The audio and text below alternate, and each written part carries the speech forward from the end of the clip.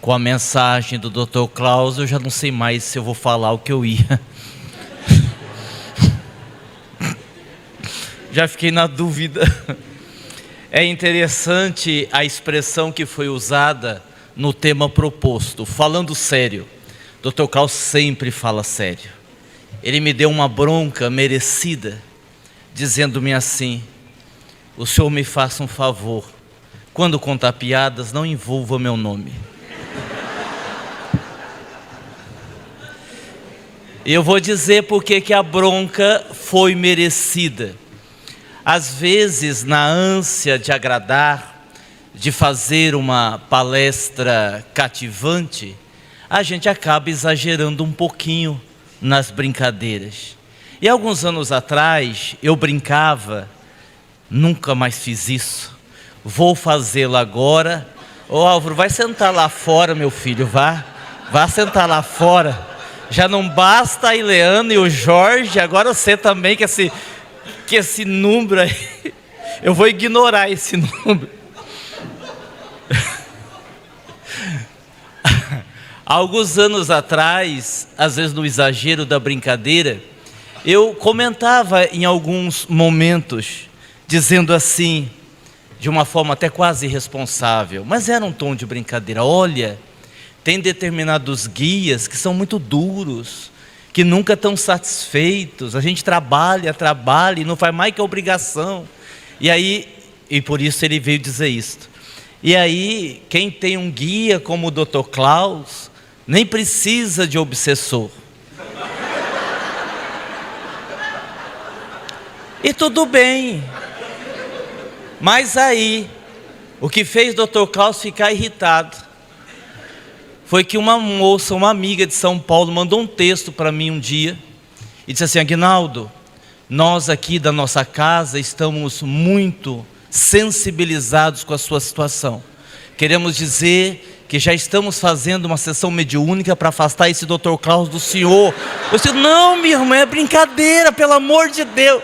Aí foi onde eu recebi a bronca merecida do Dr. Klaus e nunca mais envolvi o nome dele em nenhuma brincadeira. Eu assumi a direção do Caminho de Damasco com 17 anos. Nós temos muitas formas de aprender. Freud dizia que, por exemplo, brincando, nós podemos dizer muitas coisas, até a verdade. E é muito interessante quando nós brincamos, mas no ato de brincar, conseguimos fazer uma conexão, conseguimos fazer um link com aquilo que queremos dizer. Me lembrei de um exemplo conhecido por muitos, principalmente no meio jurídico, daquele advogado que estava andando com seu carro na rodovia e foi parado por uma blitz. O soldado, o policial, pediu que ele abrisse o porta-malas e lá estava um tatu. E o policial, olhando para o advogado, lhe disse: mas o senhor, que conhece as leis, transportando um tatu, o senhor está preso. Preso? Sim, o senhor está preso em flagrante. Porque o tatu é um animal silvestre, não se pode transportar, manter em cativeiro, matar, o senhor está preso. E o advogado disse: não, policial, o senhor não entendeu, esse tatu não é silvestre, esse tatu é doméstico, mora comigo há mais de 10 anos, come ração. Para o senhor ter uma ideia como esse tatu é doméstico, ele está passeando, eu o chamo pelo nome, ele sabe que é ele, e ele veio até mim. E o policial olhou para ele e disse assim: o senhor não espera que eu acredite nisso, não é? Não, mas eu posso provar. Pegou o tatu, tirou do porta-malas, colocou no acostamento. Quando colocou no acostamento, o tatu saiu correndo. O policial olhou para ele e disse: vamos, chame o tatu, chame o tatu. E ele disse: que tatu?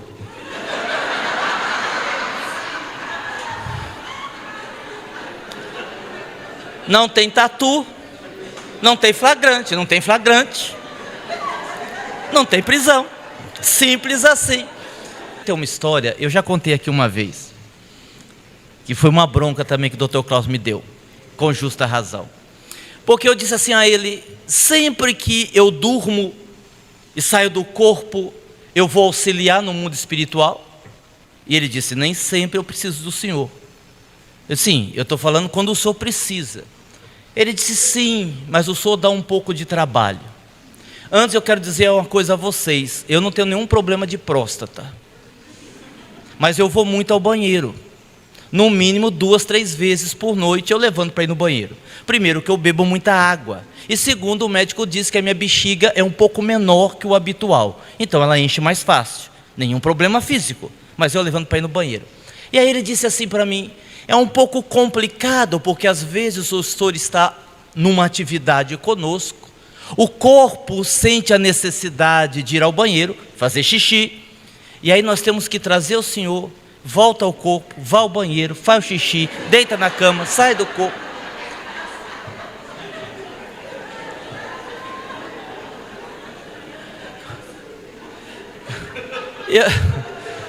E eu disse assim: e vocês sempre fazem isto? Tem que fazer isso? Ele disse: não, sempre não.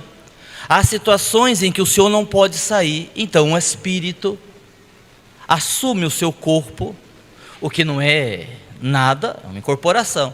Um espírito vai, assume o seu corpo, conduz o seu corpo até o banheiro, para o senhor não deixar atividade. O senhor faz o xixi, ele recoloca o senhor na cama, para o senhor não parar a atividade. Quando ele me disse isso,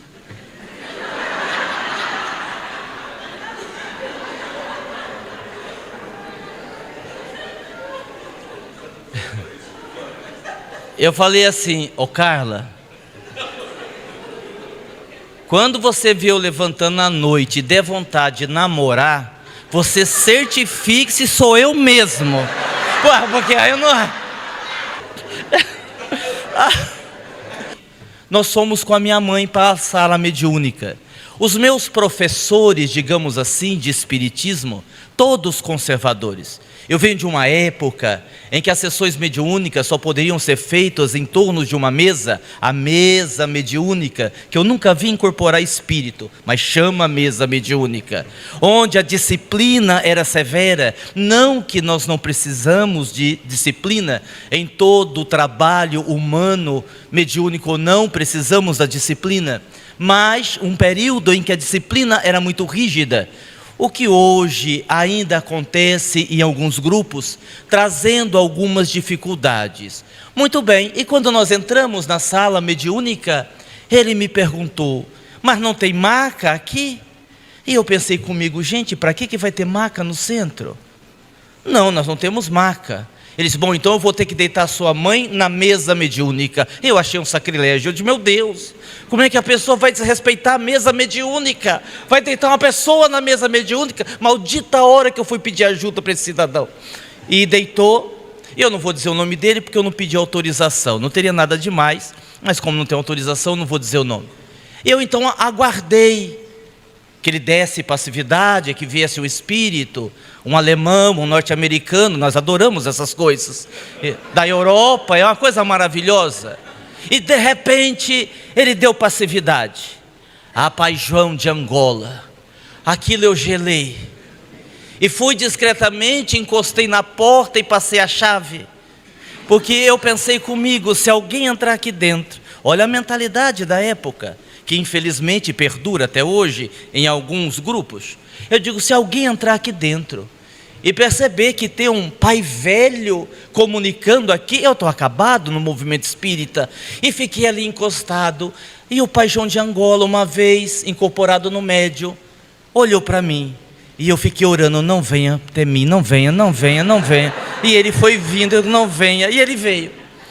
Quando ele chegou bem próximo, ele diz assim: Musafir não gosta muito de preto velho não, né? Eu digo: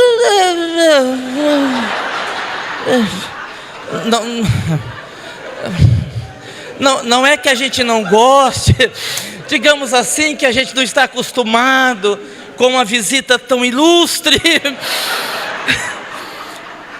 E ele, obviamente, lendo o meu pensamento, disse-me assim: bom, já que é assim, dê um abraço aqui no preto velho. Foi o abraço mais difícil que eu já dei na vida. Abracei a contragosto.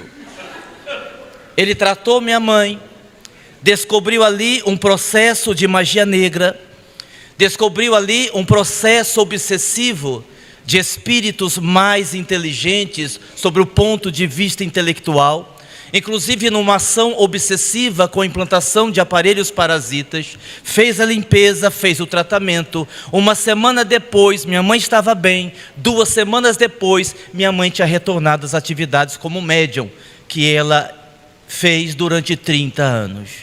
E alguém me perguntou: Aguinaldo, você fiquei feliz? Eu fiquei com ódio, eu fiquei com muita raiva, porque eu fiz o seguinte raciocínio: puxa vida, eu sou médium, eu sou dirigente, temos aqui os benfeitores da casa, precisa vir um médium lá de Minas Gerais, precisa vir um pai velho lá não sei da onde, para tratar e curar minha mãe, e eu não curei, não consigo entender. E foi neste momento que surgiu Dr. Klaus, e ele me disse assim: se o senhor tem alguma dúvida, me pergunte e eu responderei.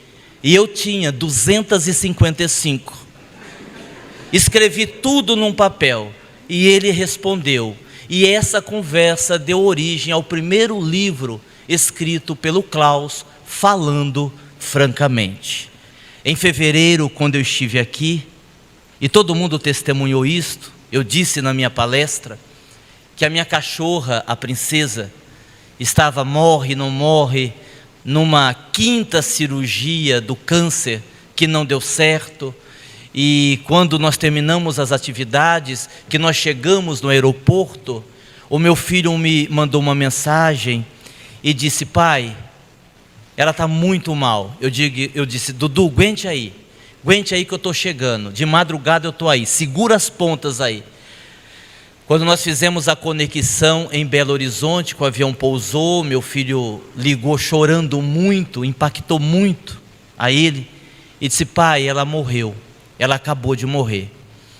E eu assim, a gente sabia que isso poderia acontecer, mas eu fiquei muito triste por um motivo em particular: eu não estava lá para me despedir dela, mas não pude reclamar. Fiquei triste, mas não pude reclamar. E não pude reclamar por quê? Porque quando eu saí daqui, Lindomar, do evento de fevereiro, que a gente estava para subir num avião, estava com Carla, eu ainda senti a presença do seu José de Moraes, que estava aqui no momento final e concluiu a palestra. E eu disse assim: olha, José de Moraes, se for para esperar eu chegar, para ter que autorizar a eutanásia, que ela vá antes. Mas eu fiz o pedido despretensioso, e depois ele disse: você não pediu? Nós atendemos. Bom, e pelo telefone eu disse: olha, nós estamos ampliando o Caminho de Damasco. Ele disse: olha, enterre ela lá, onde nós vamos construir a nova sede do Caminho de Damasco, enterre lá.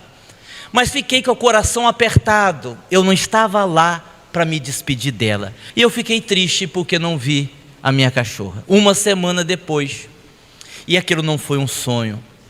Em desdobramento, eu fui até o terreno, e lá estava meu pai, com a princesa nos braços, ainda enfaixada, ainda com câncer. E ele me disse assim: ela não quer partir sem se despedir de você. E aí eu peguei ela no colo, brinquei com ela, ela latiu, abanou o rabo, e eu disse assim a ela: agora você pode ir, agora eu estou me despedindo de você. E aí eu vi o espírito, princípio inteligente, para sermos fiéis a Kardec. O espírito saindo do corpo, e agora sim, ela saudável, sem faixa, sem câncer, saudável, voltou para o colo do meu pai, e o meu pai a conduziu, e eu acordei 2 horas da manhã, feliz da vida, porque aí sim, eu tinha me despedido da minha cachorra. Então a gente agradece aos espíritos, em particular Dr. Klaus. Muito obrigado por tudo, muito obrigado a vocês. Obrigado.